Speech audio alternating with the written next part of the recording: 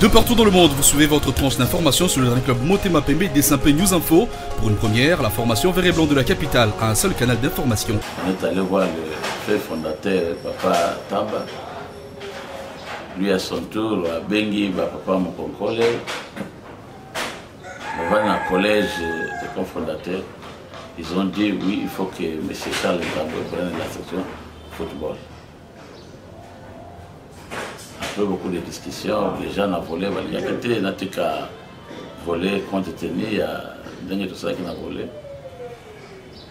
Pour l'équipe du collège des cofondateurs, ils ont décidé dans la section football. Malgré moi, j'ai accepté, après beaucoup de discussions, Nandimi pour la section football. Dans Nandimi pour la section football, Tatuka Longi Chilobo a été président du comité de direction. Nandimi, dans la section football, où il n'y avait pas presque, il n'y avait même pas de joueurs, on n'avait même pas des équipements.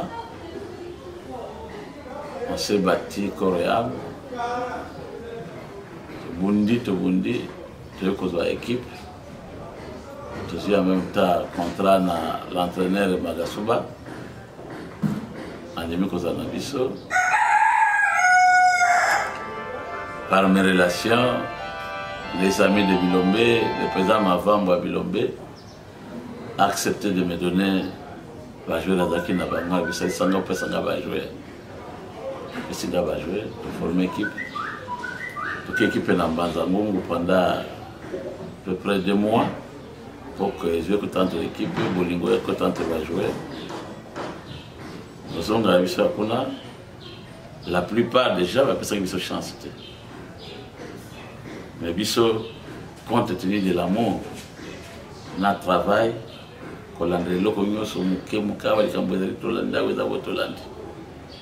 j'avais formé un comité déjà qui aimait de ring. La personne de Bourville qui va s'acquérir comme mon vice-président. Et le fait d'Ikolia Matondo comme conseiller. Chamboui, Nazi Bateau, déjà des Ilunga, Farouche, tout le monde. Baye, Pandimo, que ça retourne en Gaïa. Après, si par exemple discipline, on a le ok. Si vous voulez être avec moi dans les comités, il faut être disponible.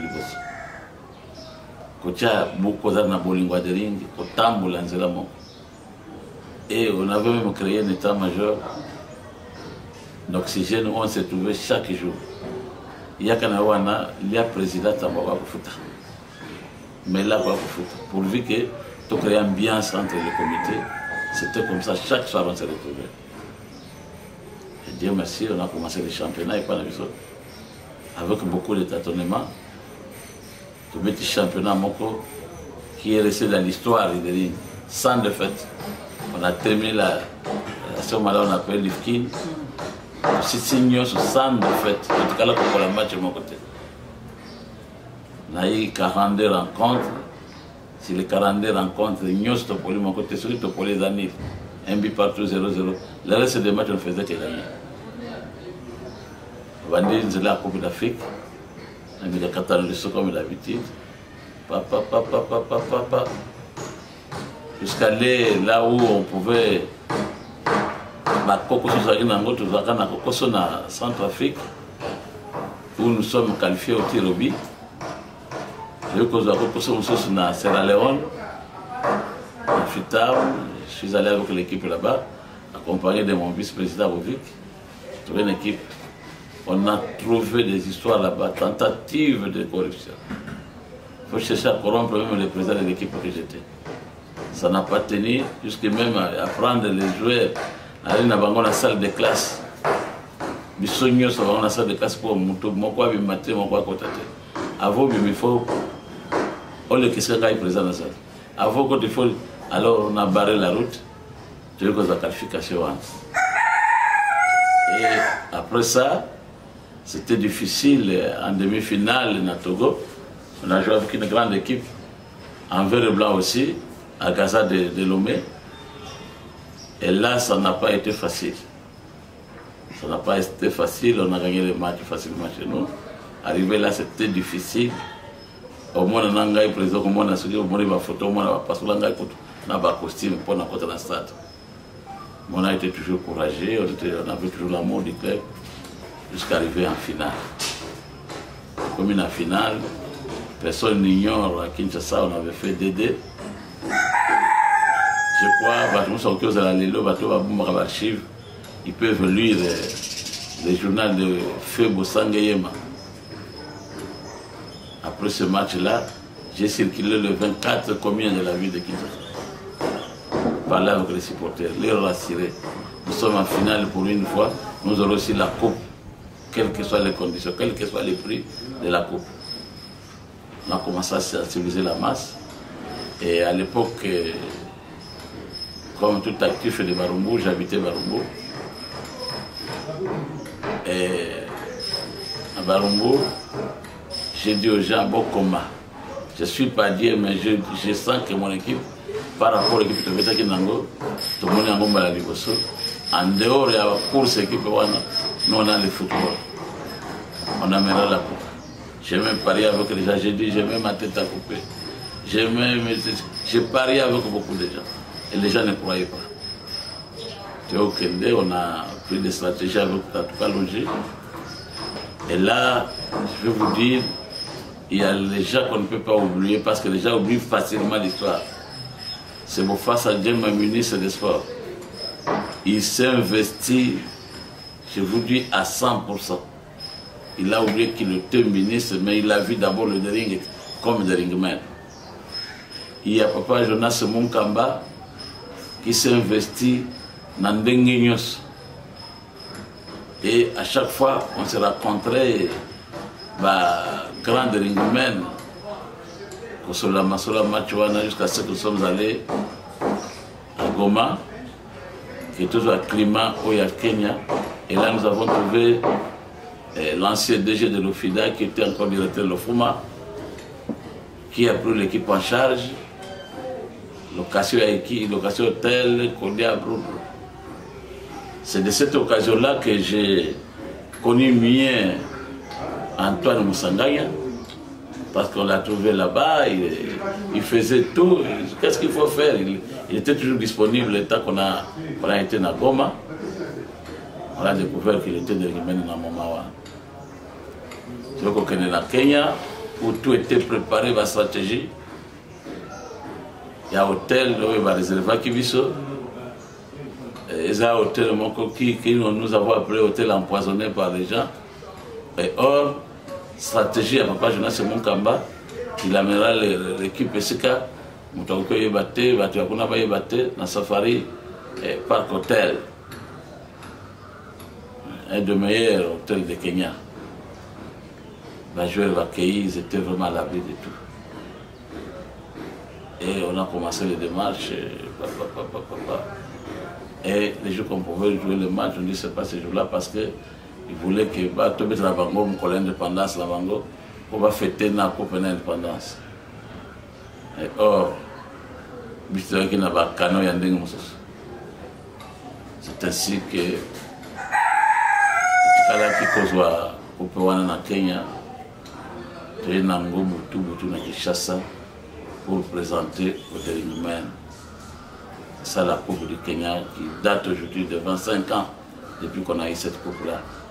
Je crois qu'il y a les enfants, il y a 20 ans, M. Babouti, il y a 25 ans, on n'en parle même pas. Le Dering a 25 ans depuis qu'il a eu la Coupe d'Afrique, la Coupe de vainqueur de coupe. Voilà l'histoire d'Nenge Yakopouana et Zalaki. Et le bas, c'est quoi? Il faut que les gens mettent toujours en tête Charles Ntambwe, il n'est pas n'importe qui n'a de ring. Azamwa n'a de ring. Parce que la de ring, tout ça dans la catégorie de supporters. Il y a pas de ring, il y a pas de ring. Parce que la de ring, il y a pas de ring. Que de ring, si on a comme la de ring, on a un frère, on a du bleu, on a la bonne. Puis si tout ça, on a de ring, balinga kosala na de ring. rien que makila wana de ring. Sala de ring bénévolat. On ne vous dira jamais un jour que ayaka to vendre place terre to pesi pembongo bon na jamais ko yelanga. Ya ko détruire na de ring parce que na retenant eloko moko madame le fait fondateur Papa Tamba, j'étais parmi ses enfants chéris. Il m'invitait à tout moment et panenanda to vendre naye avant que sanga histoire de ring. De ring etandenge banda, de ring etandenge zalaka, de ring etana période boye comme akabo période comme akabo. Et il terminait toujours à me dire que Charles Ntambo, le de ring n'est pas à vendre. C'est pourquoi on monique Bamboula Nyoso Yoteleki à peu près 8 ans de ring biso za kakaka tulinga kakaka dans dengene qui pleuve qui neige tulinga kakaka. Si vous avez encore la bonne mémoire madame et tout le monde a dit que ça n'allait pas, nous sommes rentrés Tozongaki tango tozongi avec Biteni nous avons remarqué que tu préparais que relève. Quand vous voyez les jeunes aujourd'hui, on a intérêt à équiper. On a besoin d'un groupe. Quand vous donnez un peu d'argent, nous n'avons pas grandi comme ça parce que tu vas pas grandir. Pour y avoir tout le président de Ringo, c'est difficile. Comment on a président de Ringo, quand combat victoire. Aujourd'hui, les jeunes aujourd'hui, c'est un exemple de bisoté. Yango moni na zongaka que tout me a formé quelques gens oyo to préparer relève. Pour préparer relève, yango moni zo ça qui de ring en Afrique. C'est de ring à côté en Afrique. Nous avons accepté tout ce qu'on a trouvé, tout ça qui Moussala avec un groupe de grands ringmen. Toye toyoka ki makambo bona boité parce que si je vous dis l'histoire, on va vous dire que à un certain moment, l'argent sortait de tel côté, à un certain moment, tu l'as donné ça. Donc, il n'y a pas de tu vois l'intérêt de ring. Il y a un intérêt de ring, tu vois des ring en Afrique. Des ring en Afrique, ma camouflage, c'est quoi? Batumingi, Bahebignos, Benga Koyokila, Moutoua Katsama et Balé, Libosote, Oyokake, c'est Balé, Aïbé, c'est les Amouzindo. C'est pourquoi Bisso, na humiliation na Bisso, il y a un comme ça Bisso que les lots, tout cas dans l'histoire, na banale la dernière que Charles Ntambo dirigé de ring, il est le président le plus titré de ring. Parce que na Yokela qui va Mikolo, parce que na Vanda qui peut mettre na Mikolo, pour na Landa qui conseille à Mikolo. Yango Moni de ring, ça là qui est au Itoka qui kosala. Parce que je ne sais pas si tu es formé que elle a le bin tiki de ring, n'a s'occupé de ma famille. À un certain moment, ça n'a pas marché. On est venu me prendre comme un soldat de réserve. Il y a une demi-finale. Mais j'étais trahi par les deringmen en trophée dans le temps. C'est une longue histoire. Ça a sauté dans le Carissango. Puis ça a Mawande, mais dering. Tout ça, on a les 3 coupes. Mais 3 coupes 3 fois. Na Kende, na salle, na deux équipes. Toujours une Kango. Brrr, équipe na Kenango, tina demi-finale. L'équipe pour éliminer la demi-finale des Ouakeko. C'est pour dire que ce qui peut être éliminé qui a encore coupé la guerre. Mais il y a eu des gens qui sont toujours dans des groupes d'argent, etc. Les lots de ring, ça, le camé de ring, les lots sont en phase de poule. Dans la phase de poule, les autres 5 gars, ils n'ont pas de ring même. Bolingo ya équipe. Kotika ba combo ya bato.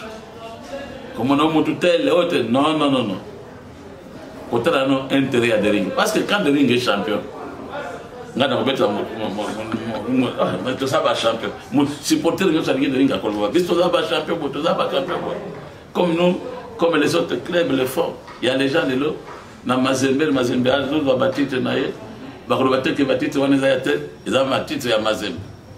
Pourquoi pas les deringmen basent la mentalité ou les jeunes d'aujourd'hui, ça c'est de ring. Et le point de vue au conseil d'administration où je siège, où je suis sage, ce conseil des sages du ring, nous sommes vraiment soudés. Parce que le président actuel qui est là, Azali président Koyaki Boyote.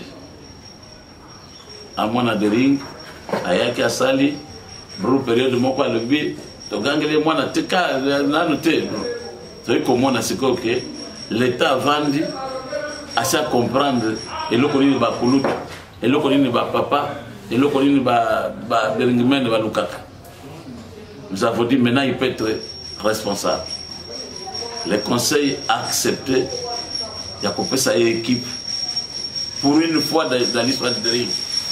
Parce que nous avons vécu des choses. Comme on a un certain moment, le président de la section football, le président de la coordination, le comité de direction, non.